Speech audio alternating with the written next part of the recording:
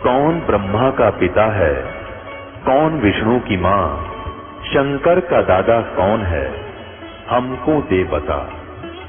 ये जानने के लिए कृपया सुनिए जगत गुरु तत्वदर्शी संत रामपाल जी महाराज के अमृत वचन सर्व पवित्र धर्मों के पवित्र शास्त्रों के आधार पर।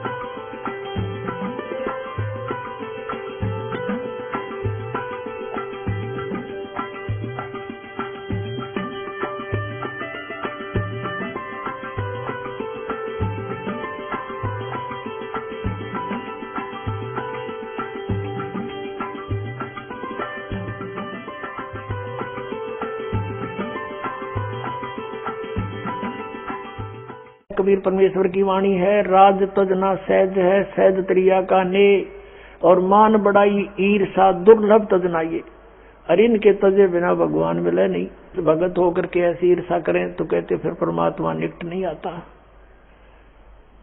अब उसने फिर क्या स्कीम बनाई कि भाई मुसलमानों यू जादू जंत्र जानता है, राजा लिया बैका, इसकी एक परीक्षा और लेते हैं। क्या पहले कुएं होते थे 200, 150, 200 फुट गहरे, और उस गहरे कुएं में क्या होता है कि उसमें पानी नहीं होता, और उसमें एक ऐसा बन जाता है वो दरार सा, उसका पता नहीं तू कितना गहरा और अलग से होता है।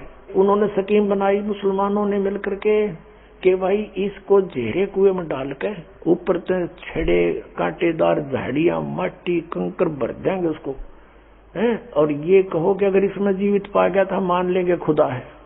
अब वो फिर 5-10 व्यक्ति मौजिद से गए और कहा हम एक परीक्षा और लेंगे।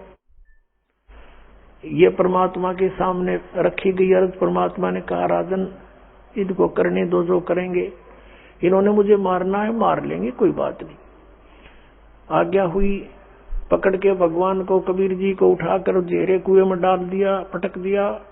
ऊपर से मंड के सारे हजारों की संख्या में जो उसके चेले चपटे थे सेक तकी के, कोई झाड़ी लाकर गिरा है, कोई उसमें मट्टी कांकर गोबर अड़ंगा सब कुछ ठोक दिया ऊपर ताई, और हाथ पैर मुंह धो गए। सेक की गया सिकंदर लोधी के पास के कर दिया काम तेरे उस अल्लाह का, दबा दिया मिट्टी में।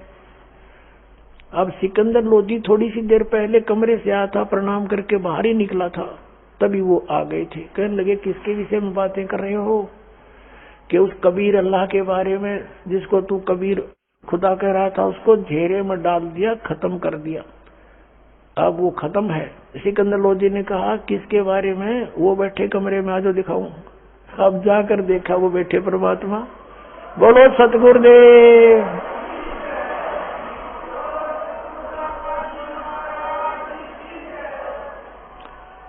अब पुण्यात्माओं शेख तकी नीच व्यक्ति था, इतना देखकर चरणों में शीश रख देना चाहिए था उस नालायक ने कि भगवान के साथ खस रहा है, लेकिन वो उसकी वो प्रभुता ना छूटे थी।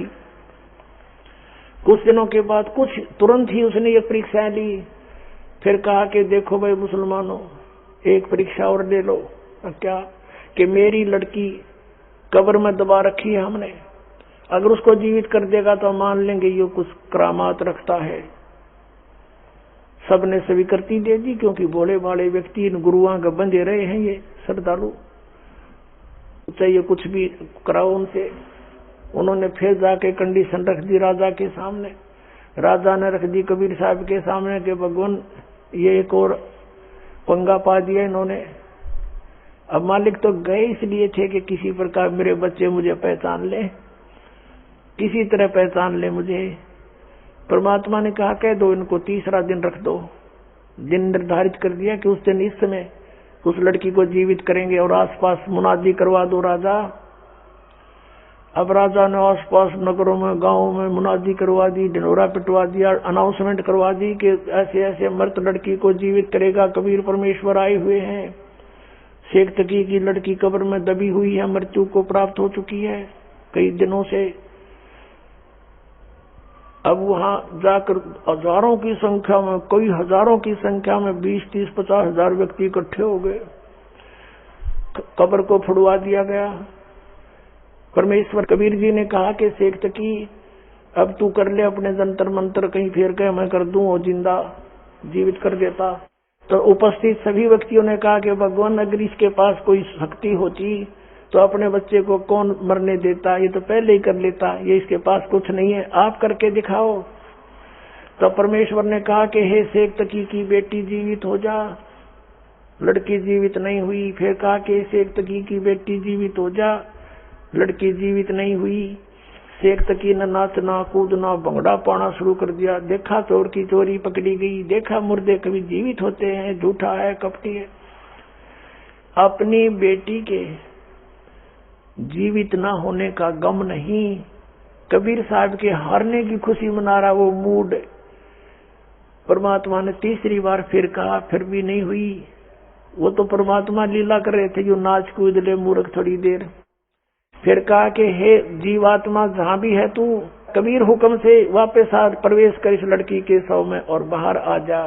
तुरंत लड़की कंपन हुई। लड़की बाहर आकर प्रणाम किया। बोलो सतगुरुदेव।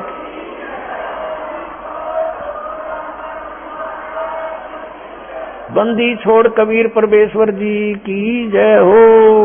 अब वो शेख तकी दुष्ट नहीं माना। परमात्मा ने कहा जा बेटी जा तेरे पिता के संग में। तो लड़की को चेतना दे दी दाता ने अपने पिछले संस्कारों की और कहा कि ए दुनिया वालों मेरी फरियाद सुनो। 1.5 घंटा प्रवचन, 2 घंटा प्रवचन की उस बेटी ने खड़े होकर के बहुत ऊंची आवाज में सब तक सुनाई दे रही है। कहा कि मैंने भी धोखा खाया था, ये खुद अल्लाह आए हुए हैं।